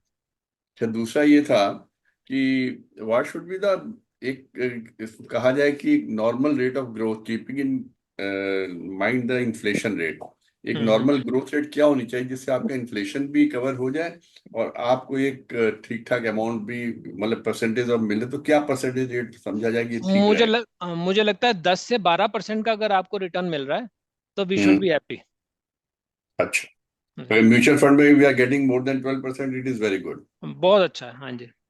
अगर ये एक पेसिमिस्टिक अप्रोच भी है कि अगर हम अपने फंड्स को थोड़ा, अपनी रिटर्न एक्सपेक्टेशंस को थोड़ा नीचे रख लें तो we will hmm. Be happy. जब ज्यादा आ जाएगी तो कम भी आएगी, तो उतनी कम नहीं आए तब भी हमारा काम चल जाएगा। क्योंकि अब जैसे पीपीएफ में इन्वेस्ट करते हैं, पीपीएफ में इन्वेस्ट किया, जो जो भी उस पर इंटरेस्ट आ रहा तो उसके ऊपर हमें टैक्स नहीं देना। तो अब हाँ जो जी, भी 7% आ रहा प्लस उसका हम लोग मान के चलते 30% और ऐड कर लो। हाँ जी। तो 10% बुरा नहीं है, तो हाँ उसमें जी। भी दैट इज ए गुड। हम्म। और एक तीसरी चीज आपने कही, सेल्फ डिसिप्लिन। हम्म। सेल्फ डिसिप्लिन किसे कहा जाएगा in financial market? What is self discipline? क्योंकि सेल्फ ये एक डिसिप्लिन। बहुत, हाँ हाँ चलिए जी, समझ। हाँ जी, हाँ जी, नहीं बताएं। नहीं नहीं, बताइए। देखिए मैं बड़ा छोटा हूँ। शायद या पता नहीं, ऐसे एज वाइज तो नहीं कह सकता, लेकिन मतलब सेल्फ डिसिप्लिन यही है कि अगर आपने जो फाइनेंशियल गोल बनाए और जो स्ट्रेटजी आपने बनाई, आप उस स्ट्रेटजी को स्टिक करें। और अगर आप उस स्ट्रेटजी से बदल भी रहे हैं उस स्ट्रेटजी को, तो आपका डिसीजन इन्फॉर्म डिसीजन होना चाहिए। ये ऐसा नहीं होना चाहिए कि आपने उस टाइम आप लैपटॉप के सामने बैठे हैं, आपने डिसीजन लिया और जाके जब आपने अपनी पॉलिसी खोली या अपनी स्ट्रेटजी खोली, बुक खोली कि अच्छा मैंने तो ये स्ट्रेटजी बनाई थी या ये मेरा फाइनेंशियल गोल था, ये तो इससे मीट आउट हो ही नहीं रहा, डिसीजन तो मैंने गलत ले लिया। तो डिसीजन भी आपका ही है और आपने लेना है, लेकिन जो आपने सोचा, आपने उसको बदला। आपने जाके सोचा कि ये मेरा फाइनेंशियल गोल था, ये मेरी स्ट्रेटजी है, लेकिन ये मार्केट इस टाइम चेंज हो रही है और मुझे ये स्ट्रेटजी बदलनी है। आपका नॉलेज है, आपका बढ़ रहा है, चेंज हो रहा है, आपकी परसेप्शन है, वो गलत भी हो सकती है, लेकिन आप एक शेयर से निकल के मान लीजिए उसी परसेप्शन में, लेकिन वो शेयर बढ़ गया तो वो कोई बात नहीं, डिसीजन आपका है। तो जैसे कप प्लेट अगर कोई हो, आपसे टूट जाए तो आप इतने नाराज नहीं होंगे, किसी और से टूट जाए तो आप नाराज होंगे ज्यादा। तो इसी तरह अगर आपने इन्फॉर्म डिसीजन लिया, आपने सोच के लिया ऐसा होगा, तो 99% अच्छा होगा। 1 आध परसेंट 2% चांस में वो नीचे ऊपर हो भी गया तो कोई बात नहीं, वो तो होगा ही होगा। या ज्यादा भी हो सकता है, 10% भी आपके अगेंस्ट जा सकता है डिसीजन। अच्छा, एक चीज और पूछना चाहूंगा नॉलेज के लिए, कौन सी आप बुक्स के लिए कुछ रिकमेंड करेंगे? We should go through books, number one. Number two, आजकल जैसे ही आप यूट्यूब में किसी भी चीज में जाते हैं, आप न्यूज में जाते हैं, तो इतने यूट्यूबर्स आ गए जो आपको स्टॉक मार्केट की नॉलेज देना चाह रहे हैं, कोई आपको फाइनेंस की देना चाह रहा है, कोई 99 रुपीज की क्लास लगा रहा, कोई 199 रुपीज की लगा रहा क्लास। तो should we go for those classes, या वो सब हॉक्स है सब एकदम से? वो सारे तो यूजलेस हैं, वो तो मार्केटिंग का एक तरीका बना लिया उन्होंने। जी 99 या 199 में वो 2 घंटे 3 घंटे आपके बर्बाद करते हैं। जी आपको जी फिर वो अपने बड़े प्रोग्राम की तरफ लेके जाना चाहते हैं, और जहां वो 10 या 12 हजार रुपए मांगते हैं या जो भी ज्यादा मांगते हैं। जी जी। हालांकि उसमें मैं ये नहीं कह सकता, जनरलाइज हम नहीं कर सकते कि सारे ही बेकार हैं, हो सकता है बीच में अच्छे हों, लेकिन अब इतना सारा रश है, उसमें से आप कोई अच्छा निकालना आपके लिए बड़ा आजकल मुश्किल हो बहुत जाएगा। ज्यादा एडवर्टीजमेंट आने लगे हैं हाँ उसमें। जी, हाँ, बहुत, हर आदमी आज की डेट में इन्वेस्टिंग उसी में लगा हुआ है। आपको बुक इन आप रिकमेंड करेंगे कोई जिसमें थोड़ा share book stock market? Book इसमें के इनके लिए पास मैंने, सेबी की गाइडलाइंस है ना सर इनके पास? मेरे ख्याल से जो सेबी की गाइडलाइंस है उसमें किसी को रिकमेंड तो शायद आप नहीं कर सकते ना, यूट्यूब पे जैसे अपलोड हो जाएगा ना। हाँ चलिए वो भी व्हाट्सएप पे है, कर नहीं, दीजिएगा। हाँ मैं व्हाट्सएप पे व्हाट्सएप करते पे हैं। कर दूंगा आपको। हम्म लेकिन मैंने अभी आपको बताया एआई का, आप चैट जीपीटी पे हो, चैट हम्म जीपीटी बताया। आप चैट जीपीटी पे जाके आप उसको एक्सप्लोर करो आप। हम्म आपको ना विद इन सेकेंड्स, क्वेश्चन के बाद क्वेश्चन, जैसे हम टीचर से क्वेश्चन पूछते हैं ना, टीचर हम्म। आंसर देती है और हमें फिर कोई क्वेश्चन आता है उसमें से निकल के। आप, अब हमारे को ऐसा व्यक्ति नहीं मिलता कि उससे हम कैसे ये बात करें, कैसे हम ये बात समझें, कि कोई हमें ये सब चीजों के बारे में बता दे। लेकिन आप चैट जीपीटी पे जाओ, और चैट जीपीटी से भी आप बुक भी पूछ सकते हो, आपको बुक भी बता देगा। क्योंकि जैसे स्टॉक मार्केट के टर्म्स होते हैं ना, जो टर्म्स हम लोग के बहुत कॉमन नहीं है, पी रेशियो, ये रेशियो, वो सब जानने के लिए, एक बेसिक एंट्रेंस के लिए, suppose you want to go for equities, hmm. तो वहां कहीं कुछ पता तो चलेगी हम लोग क्या पढ़ रहे हैं, हाँ अगर तो पढ़ रहे हैं तो कुछ समझ में तो आ रहा है आप कुछ। मनी कंट्रोल वगैरह की जो वेबसाइट्स हैं, आप इन जी। पे जाओ, इसमें शेयर्स के बारे में इंफॉर्मेशन दी होती है, बैलेंस शीट भी दी होती है। तो हम्म आप उसमें से ही रेशो निकालोगे, उन रेशोज को जाके चैट जीपीटी पे समझोगे, इस रेशो के बारे में मुझे एक्सप्लेन कर, जैसे पी रेशो के बारे में ही है, तो आप उसके हम्म। बारे में जाके बता भी एक्सप्लेन कर, और मुझे ये बता कि इस ये कौन कौन से फैक्टर से इफेक्ट होती है। भाई प्रॉफिट कंपनी का बढ़ेगा तो क्या होगा, अर्निंग्स, टैक्स अगर इसमें बढ़ गया तो क्या होगा, कैसे इसके रेट पे फर्क पड़ता है, कई बार मार्केट के रेट से फर्क पड़ता है, कई बार उसकी अर्निंग से फर्क पड़ता है। तो वो क्या, वो आप जब स्टडी करने लगोगे तो उसमें बहुत सारे फैक्टर्स वो अपने आप बताता चला जाएगा। तो फिर आपको और चीजें निकल आएंगी। तो आप वहां से, आप मनी कंट्रोल की साइट से, वेबसाइट से ये देखो, और फिर उस पे जाके ये देखो। तो और आप एक जो एक, अगर आप इसको इस तरह से भी देखो ना, वॉरेन बफेट का जो है कि you are going to own a business, तो जब आप हाँ बिजनेस ओन करने की बात सोचते हो तो आप ये सोचो भी मुझे चाहिए क्या, क्या इस बिजनेस ये में क्या होना चाहिए, कौन से फैक्टर्स होंगे ये चले। आप एज ए कॉमन मैन सोच के देखो ये चलेगा क्यों, कैसे चलेगा, तो कंसिस्टेंसी प्रॉफिट में है या नहीं है, मैनेजमेंट कैसी है, अच्छी है या नहीं है, इसको स्टडी करना पड़ेगा। आप अगर किसी कंपनी, मान लीजिए आप ये, चलो हम आपस में भी कर सकते हैं, डिस्कस भी कर सकते हैं, और अदरवाइज भी आप हम कर सकते हैं भी, कोई भी कंपनी उठा लिया आपने और उसको प्रॉफिट देखा, और उसी के बारे में आप चैट जीपीटी से जाके पूछ सकते हो। जैसे मैनेजमेंट है किसी कंपनी की, मैनेजमेंट कैसी है, उस मैनेजमेंट के पास होल्डिंग कितनी है, क्या पिछले कुछ सालों में मैनेजमेंट ने लिक्विडेट अपने फंड्स को खरीद किया है, अपने फंड से बाहर निकल, मतलब कंपनी के ऐसे वो शेयर्स बेचे हैं या कुछ और बाई करे हैं। तो जब मैनेजमेंट को लगता है कि मैं, मतलब ऐसे बहुत सारे फैक्टर्स है कि मैनेजमेंट को लगता है कि ये कंपनी बड़ी अच्छी चल रही है तो बाहर से बाई करेगी, और अगर उसको लग रहा है कि ये आगे मेरे को पैसा अपना नहीं बनाना है तो वो अपने सेल करेगी। तो ऐसे बहुत सारे फैक्टर्स आपको मिलते चले जाएंगे, आप और डिफरेंट आर्टिकल्स में भी पढ़ोगे, और आप चैट जीपीटी यूज करो, आपको मजा आ जाएगा इन्हीं से रिलेट करके। एक लास्ट क्वेश्चन पूछ लूं आपसे? हाँ जी, हाँ जी। ग्रीड किसको कहेंगे? Investment at present in stocks, equities, और इन गोल्ड और सिल्वर, बस। इन्वेस्टमेंट इन, गोल्ड, सिल्वर और इक्विटीज, किसको ये ग्रीड कहेंगे इस वक्त आज के? ये ये ग्रीड नहीं है, तीनों जब ग्रीड आप नहीं है। दोनों ग्रीड नहीं, क्योंकि आप ये इन्वेस्टमेंट कर रहे हो, आप इन्फॉर्म डिसीजन ले रहे हो। आज की डेट में गोल्ड भी अच्छा चल रहा है, और आगे शायद चाइना भी बाई कर रहा है, इंडिया भी बाई कर रहा है, तो कहते हैं कि गोल्ड हो सकता है आगे 3-4 महीने और अच्छा रिटर्न देगा।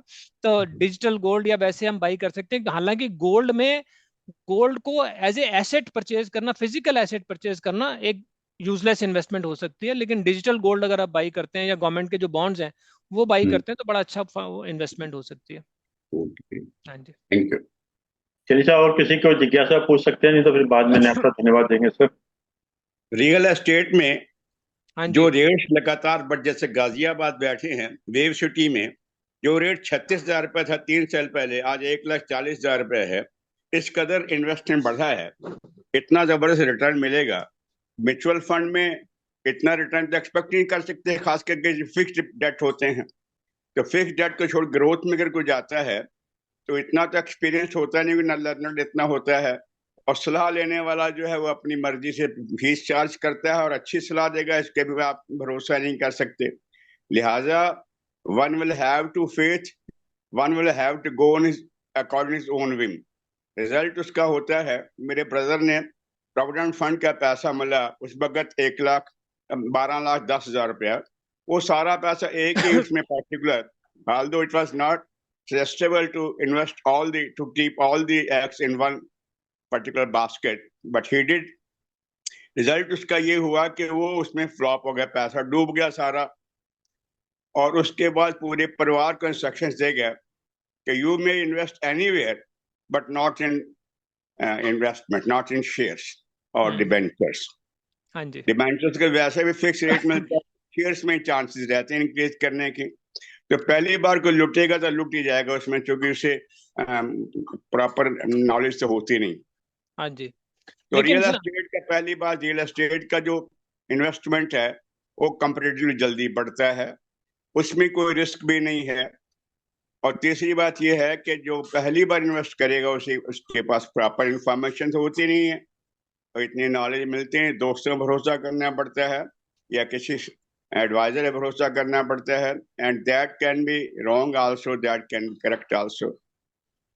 एनीवे जो फ्रेश है इन्वेस्टर, दूसरा जो रियल एस्टेट में इन्वेस्ट करना चाहता है, और डाइवर्सिफाइड भी जो है, डाइवर्सिफाइड उसका पोर्टफोलियो है, तो डाइवर्सिफाइड पोर्टफोलियो में कौन से इक्वेट हो जाएंगे, बेशक प्लस माइनस हो जाएंगे, लेकिन अल्टीमेटली प्रॉफिट देगा। एक जुआरी हमेशा हारता ही हारता है, चाहे लाखों बार जीते, पर इस बार एक बार दे बैठेगा। तो इन्वेस्टमेंट में तो कुछ ऐसा बनता है कि आदमी डूबने के चांसेस ज्यादा बन जाते हैं। इसके बारे जरा सजेस्ट करें, क्या करें? आपने जो कहा कि कोविड में मुझे याद है जब ये इसका 30,000, आपने तो 36,000 शायद रेट कहा वेव का, मैंने 30,000 से देखा इसको वेव को, और अब शायद 1,36 हो गया जैसा आप कह रहे हैं।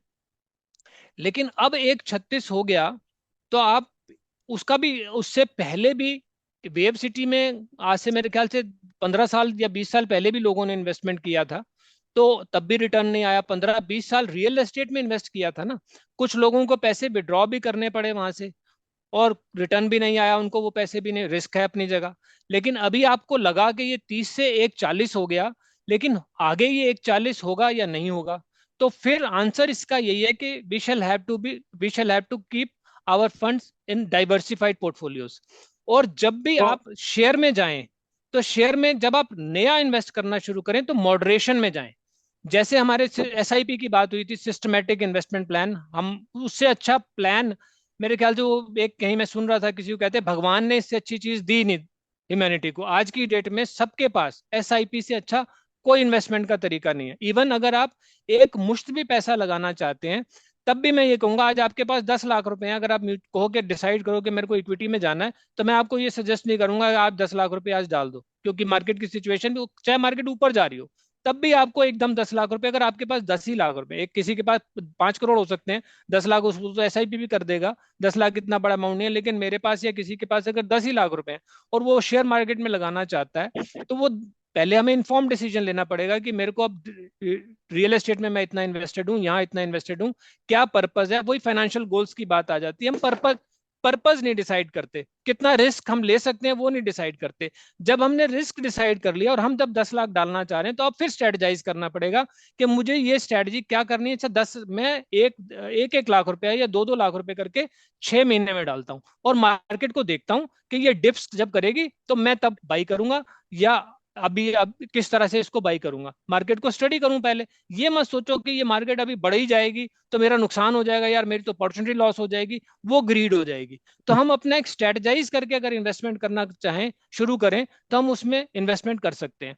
और रियल एस्टेट में भी जो मेरा एक्सपीरियंस है रियल एस्टेट का, वो ये है कि जब हैबिटेशन स्टार्ट होती है, नई कॉलोनी बसती है, तो अगर वो सक्सेसफुल होगी ये डिपेंड करता है बाद में, लेकिन अगर आप सारे फैक्टर्स को स्टडी करते हो, कहाँ लोकेटेड है, कैसे है, क्या नहीं है, तो आप जब उसमें इन्वेस्टमेंट करना शुरू करोगे तो आपको रिस्क लेना पड़ेगा कि ये हो सकता है 10 साल बाद रिटर्न आए। मेरे कई दोस्तों ने या हमने 30 साल पहले देखा कि एक प्लॉट किसी ने इन्वेस्टमेंट कर दिया, अवंतिका, आपको पता हो शायद, शास्त्री नगर ई ब्लॉक के हाँ पीछे, जी, हाँ जी। वहां पे उसको 20 साल बाद वो प्लॉट मिला, कोई डिस्प्यूट अब हो तो गया। बड़े जबरदस्त उठने शुरू हो गया रेट हाँ अवंतिका में जी, भी। वो अब उठना शुरू, लेकिन उसका डिस्प्यूट हो गया कोई, अब वो 20 साल में उसकी बड़ी अच्छी वेल्थ बनी, लेकिन उसके पास होल्डिंग कैपेसिटी थी तो उसने होल्ड किया। अब उसको अगर हम रिटर्न उसको एसेस करेंगे तो म्यूचुअल फंड से बेटर रिटर्न आ जाएगी या उसके आसपास बराबर आएगी। आज अगर आप किसी ने अगर 1.5, 2 साल, 3 साल या 4 साल पहले वेव में इन्वेस्ट किया है तो उसकी इन्वेस्टमेंट शेयर से अच्छी आ रही होगी, लेकिन वेव 5 साल बाद जब आप कंपेयर करेंगे, हो सकता है बराबर हो जाए या हो सकता है वेव पीछे हो जाए। तो ये डिपेंड करता है किस टाइम पे हम वो कर रहे हैं। तो हमें फिर वो जो जो फैक्टर्स मैंने डिस्कस करिए, वही फैक्टर्स इंपॉर्टेंट हो जाते हैं। तो हमें अपने ब्रेन को ट्रेन करना पड़ेगा, और ग्रीड, हम ये सोच लें कि हम 12% या 13% से ज्यादा रिटर्न अगर बनाने की कोशिश कर रहे हैं तो वो रिस्क है, क्या मैं लेना चाहता हूं या नहीं लेना चाहता। ठीक, क्योंकि मार्केट फैक्टर्स जो है वो सारे मार्केट फोर्स से अनप्रिडिक्टेबल है। कल हाँ को जी, क्या हो जाएगा, पॉलिटिकल फैक्टर्स अफेक्ट करते हैं शेयर्स बिल्कुल। को, तो हाँ जी, कैसा हाँ जी, पैटर्न बनता है, नोबडी नोज दैट। हाँ, तो हाँ, रिस्क लेने पड़ेंगे चूंकि। हाँ जी। अभी मैं धुलेरा, धुलेरा एक शहर है गुजरात में, नया बस रहा है, वहां पे 5,000 10,000 रुपए के भी गज पे भी प्लॉट मिल रहा है अभी।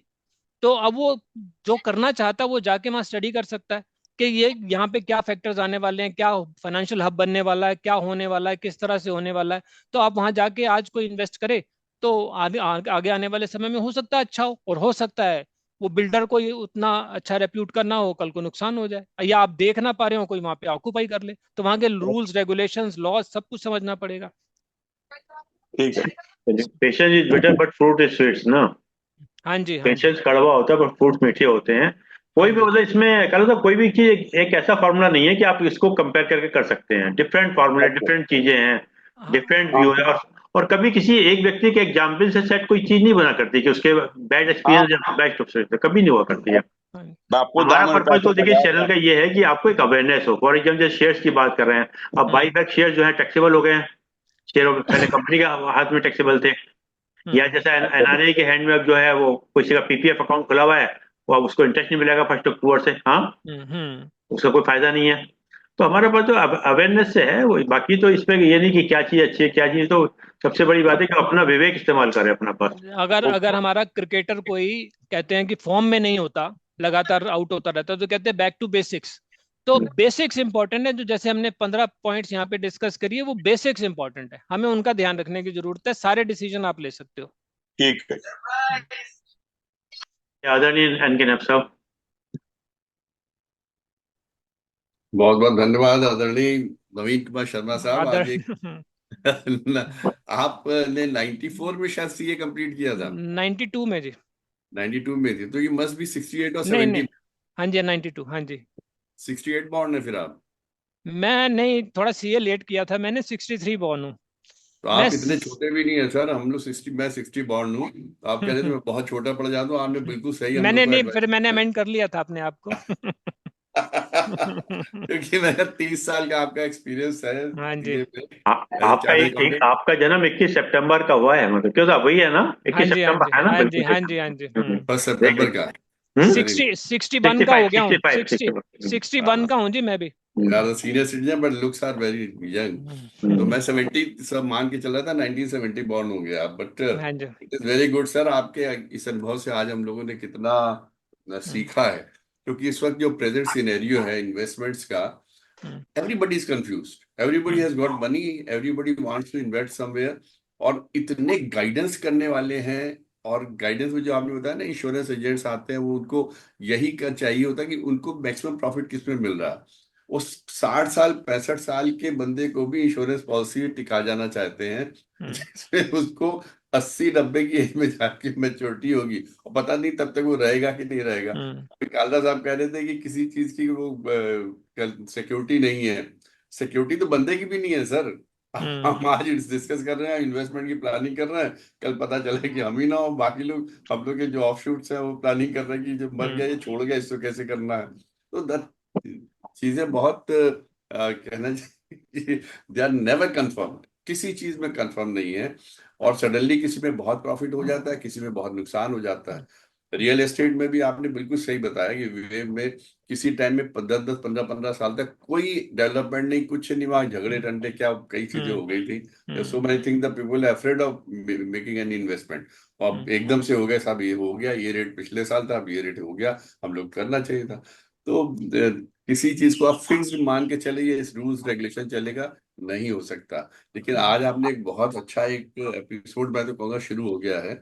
और प्रेजेंट सिनेरियो में जहां आदमी चाहता है कि एक फिक्स, अगली बार हम तो चाहेंगे कि आप एक उस तरह से लेके आए कि इसकी फिक्स्ड इनकम चाहिए हो पर मंथ के हिसाब ठीक से, वो ठीक। कैसे स्टॉक्स में करें या म्यूचुअल फंड में करें, जहां से हम मंथ में उसको रिडीम कैसे करके करना चाहिए, उसमें थोड़ी नॉलेज। क्योंकि हमारी एज के लोग, जैसे आई रिटायर्ड इन 2020, अभी तक तो ठीक है, हम लोग को पेंशन ठीक ठाक मिल जाती है सर, थोड़ा बहुत अपना इंटरेस्ट इंटरेस्ट का हो जाता है। रिटायर हुए तो उस वक्त कोरोना चल रहा था, तो वो 15 lakhs वाला जो मैक्सिमम इन्वेस्टमेंट था वो भी कर दिया, उससे भी इंटरेस्ट, ये सब चीजें चली। लेकिन कैसे, अगर suppose you want to increase our income, तो उससे कैसे इन्वेस्टमेंट किया, वो आप जरूर लीजिएगा। आज का आपका जो बोधन था और आज का जो भी सर आपने बताया, इट वॉज रियली, हमें कई बार लगा कि कितनी कमियां मेरे में, जो आप बता रहे थे ऐसे नहीं करना चाहिए, वैसे नहीं करना चाहिए, तो मुझे लगता है मैंने तो ऐसा ही किया, मैंने तो वैसा ही किया। ऐसा नहीं करना चाहिए था कि पहले एपिसोड हो जाता, हो सकता है 6,000 का जब नीचे आया उसके पहले जानते, तो हम भी धीरे धीरे करते, कुछ सेल्फ डिसिप्लिन होते। तो इनडिसिप्लिन हो गए, कुछ इन्वेस्टमेंट किए, लेकिन लॉन्ग रन में एवरीथिंग पेस। हमने उस टाइम भी सर इन्वेस्टमेंट थोड़ी शुरू किए थे जब हर्षद मेहता कांड हुआ था। उसके बाद 15 साल तक चुपचाप बैठ गया। आफ्टर रिटायरमेंट जब मैंने अपने वो डीमैट के अकाउंट रिवाइव किए, तो उसमें ठीक ठाक देख रहा हूँ कि मनी, मतलब उस टाइम के इन्वेस्टमेंट अच्छे फ्लैश, कुछ तो गायब भी हो गए, कुछ अच्छे हो रहे, तो नुकसान नहीं होता लॉन्ग टर्म में। मैंने ये देखा कि if you stay with the market, अब थोड़ा सा रहे, पेशेंस वाली बात है कि थोड़ा सा रखे। और पेशेंस तभी रहती है जब आप अपनी चादर से बियॉन्ड पैर नहीं फैलाते। बिल्कुल आप अगर उधार लेके मार्केट से, अगर आप मार्केट से पैसे लेकर आप इन्वेस्ट करते हैं, तो आप कभी सक्सेसफुल नहीं होंगे, क्योंकि ब्याज की कॉस्ट आपको मारी जाएगी। लेकिन अगर आप, और दिमाग में रहता, प्रेशर रहता, लौटाना है लौटाना, और जिसने दिया आपको साल 2 साल की गारंटी पे, वो आपके लॉन्ग टर्म का वेट नहीं करेगा। अगर आपकी अपनी इतनी कैपेसिटी, उसके विद इन इन्वेस्टमेंट करेंगे, तो you will always be success. यही मुझे खुद अपना एक एक्सपीरियंस रहा है। तो आज का बड़ा अच्छा सर रहा आपका, हम लोग के लिए, it was really full of knowledge, full of guidance. And we expect कि सर ऐसे ही आप अगले एपिसोड्स में भी हम लोग को बताते रहेंगे। आपके आज के एपिसोड के लिए बहुत बहुत धन्यवाद, और अब थैंक यू। स्वागत है सर आपके इस पहले एपिसोड पे, बहुत सुंदर थैंक यू से। Sir. Thank you. Thank you. You are thank you. very clear in your words, very clear in your perception, and very clear in your objects. जो बताना बिल्कुल सही बताते हैं, and voice quality is also very good, sir. Thank you. Thank you जी। Thank you. बहुत बहुत thank you. धन्यवाद आदरणीय एनके नैब साहब, बहुत बहुत धन्यवाद आदरणीय नवीन कौशल साहब, आपने समय निकाल के समय दिया। हम आपकी बेहद आभारी हैं। जूम के लोग का विशेष रूप से धन्यवाद कि आपने समय निकाल समय दिया। और जैसा कि एक विचार के साथ और 3 वारों के साथ अपनी बात को समाप्त करते हैं, आज का विचार, जिंदगी में उतार चढ़ाव आने भी बहुत जरूरी है। जिंदगी में उतार चढ़ाव आने भी बहुत जरूरी है, ताकि ये पता तो चले कि धक्का किसने चढ़ते वक्त लगाया और किसने उतरते वक्त। वेरी जिंदगी में गुड। उतार चढ़ाव आने भी बहुत जरूरी है, ताकि ये तो पता चले कि धक्का किसने चढ़ते वक्त लगाया और किसने उतरते वक्त।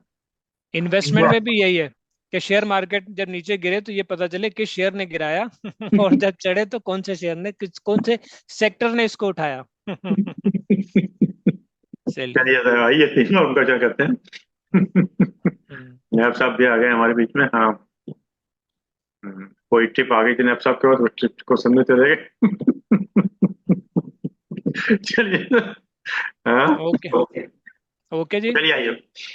ओम ओम शांति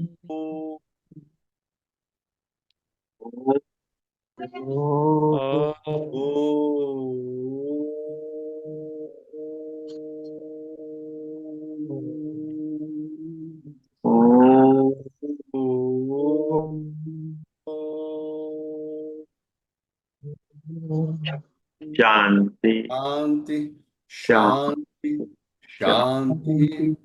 सबको सभी प्रणाम, प्रणाम, सबका बहुत बहुत धन्यवाद। सभी प्रणाम।